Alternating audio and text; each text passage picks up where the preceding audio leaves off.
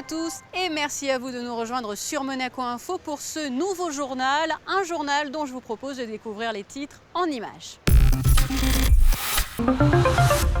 Il sera question de sport pour débuter avec la conférence de presse de pré-saison de l'ASM Basket. Présentation du Monte Carlo Padel Master qui marquera l'actualité sportive cette semaine. Dans un tout autre registre, vous suivrez une partie des préparatifs liés à un événement annuel toujours très attendu, le pique-nique des Monégasques. Et puis en fin de journal de la musique avec le programme du prochain Monte Carlo Jazz Festival. Je vous le disais en titre, vous faites peut-être partie des habitués qui ne manquent pas un match de la Rocca Team et pour cause, l'ASM Basket enchaîne les succès. Une conférence de presse avant la reprise a d'ailleurs été organisée. Frédéric Elion vous livre plus de détails dans ce reportage. Pour son retour parmi l'élite du basket français l'an passé, la Rocca Team a réalisé une saison incroyable, une victoire en Leaders Cup, une saison régulière achevée à la première place, puis une élimination en demi-finale de play-off, un sacré parcours pour un promu. Les objectifs de l'exercice à venir ainsi que l'effectif étaient présentés à la presse ce mardi au club bouliste du Rocher. Cette saison sera celle de la confirmation. On peut facilement dire qu'on veut viser le top 4. Mais le problème, c'est que je pense qu'il y a au moins 8 équipes qui pensent la même chose que nous, qui ont la même petite idée derrière la tête. Donc il va falloir se battre à chaque match pour pouvoir réaliser ça. Mais je pense que c'est un objectif qui est totalement réalisable. Donc on va travailler d'arrache-pied au quotidien pour pouvoir le faire, tout simplement. Avec la Pro A et la Coupe d'Europe, Monaco jouera 2 matchs par semaine. Une saison excitante, mais la Rocca Team sera attendue. Il n'y aura plus l'effet de surprise de la saison passée. Monaco, c'est un club qui est connu maintenant dans le championnat de France de Pro A.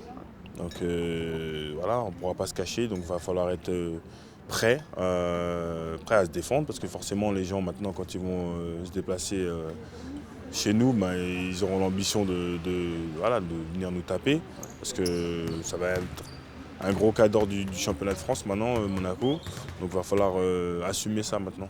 4 joueurs de l'effectif de la saison passée sont restés, Amar Assi, Jamal Schuller, Yacouba Ouattara et Sergi Gladir. Des joueurs d'expérience sont arrivés, parmi eux le meneur Zach Wright effectue son retour en Pro A.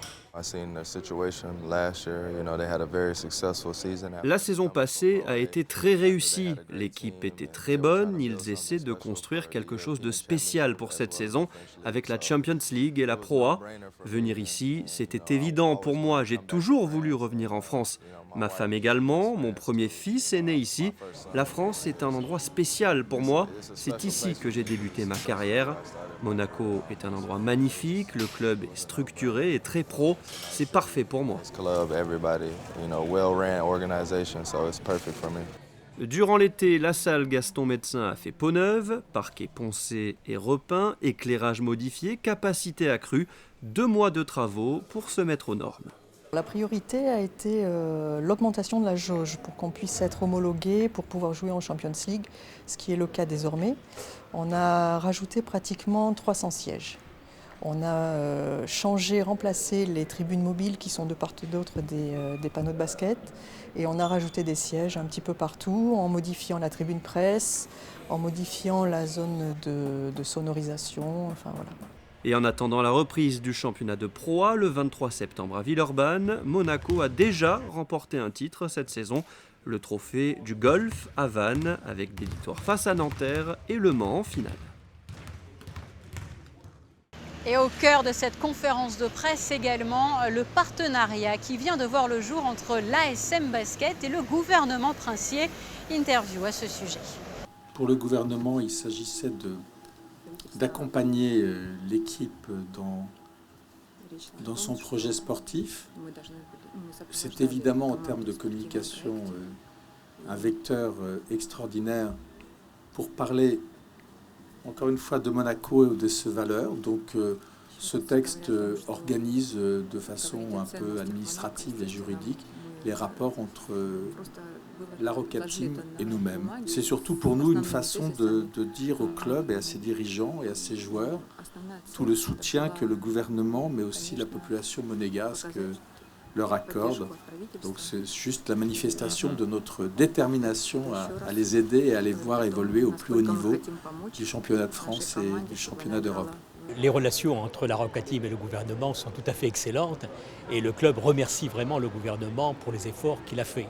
Les dispositions d'accueil du public et de la presse sont tout à fait nouveaux et je crois que ce qui a été réalisé au stade Louis II, à la salle Gaston Médecin, est particulièrement réussi.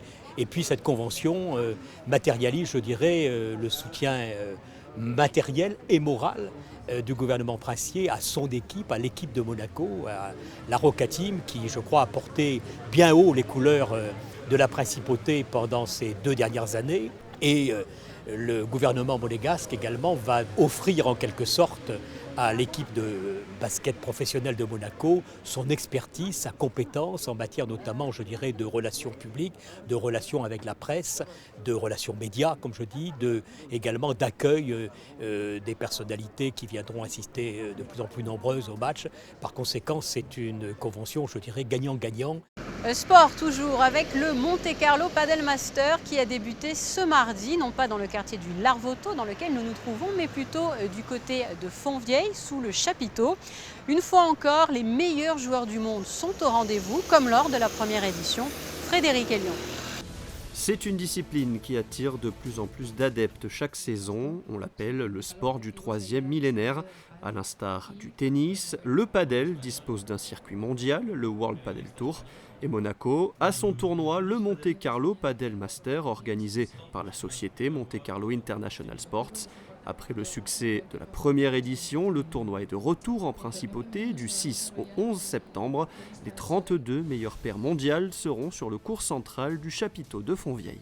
C'est le tournoi le plus important internationalement, ce qui pour moi me comble de joie. On fait tout ce qu'on peut pour que ça soit un tournoi, sportivement parlant, le meilleur possible. Pour moi, c'est un rêve d'enfant d'avoir été joueur professionnel de padel et pouvoir faire un tournoi. Si en plus de ça c'est un Masters et si en plus de ça c'est chez moi, il n'y a pas mieux. Pour cette 2e édition du Monte Carlo Padel Master, une nouveauté marquante, un tournoi féminin. Les meilleures joueuses de la discipline seront au club tennis Padel Soleil, sauf pour les demi-finales et la finale qui auront lieu au chapiteau de Fontvieille. Pour moi c'était nécessaire, l'année dernière on n'a pas eu le temps. On n'avait pas les installations pour le faire. On a beaucoup travaillé et finalement on a les hommes et les femmes, chose qui me réjouit énormément. Des préqualifications et des qualifications se sont déroulées en Espagne et à Monaco. 4 paires intégreront le tableau final. Les vainqueurs du tournoi soulèveront le trophée Fabrice Pastor, dessiné par la Maison Cartier.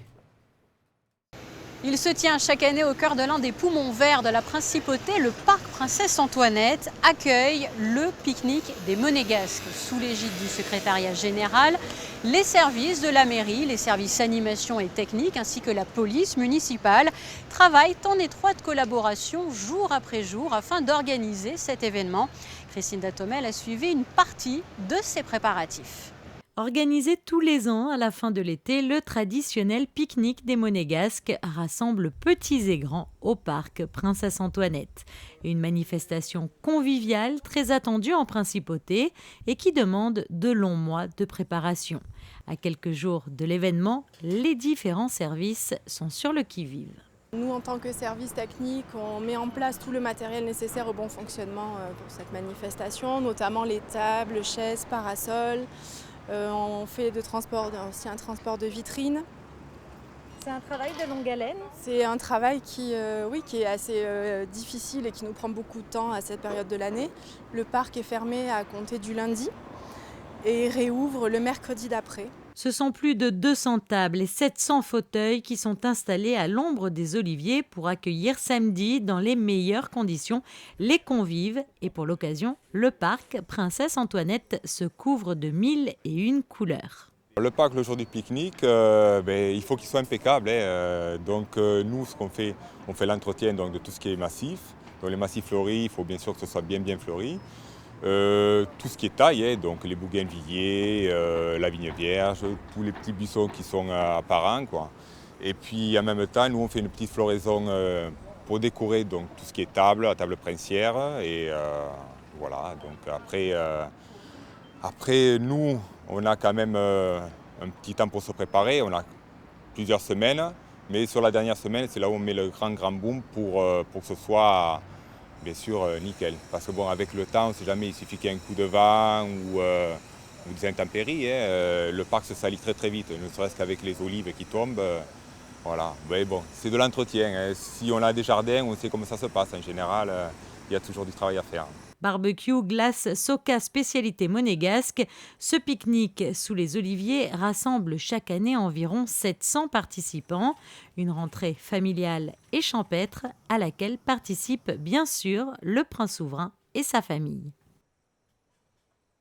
À peine l'été et son cortège de concerts achevé, la Société des Bains de Mer lève le voile sur une programmation toujours très attendue pour l'automne. Il s'agit de celle du Monte Carlo Jazz Festival. Il aura lieu cette année à compter du 24 novembre. Le détail de cette programmation avec Patricia Navarro sur des images signées Orazio Gaggino.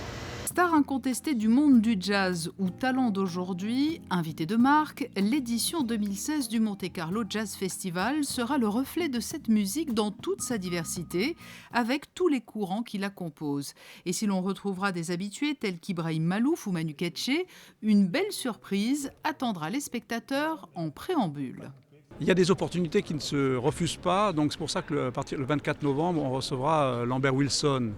Pour Lambert chante mon temps, il sera en résidence ici, c'est le spectacle qu'il a créé au TNP et qui reprend ici avant sa tournée, il va répéter ici et c'était entre le jazz, pour mon temps, c'est quand même quelqu'un qui a été influencé par la musique de jazz à l'époque où il jouait avec l'orchestre de Bob Salfati et d'ailleurs, donc Lambert, voilà, c'est aussi des textes parce que mon temps c'est Prévert, Cosma, etc. Citons également deux grands noms du jazz à l'affiche de ce festival 2016, Al Jarreau, Madeleine Peyroux ou Wayne Shorter.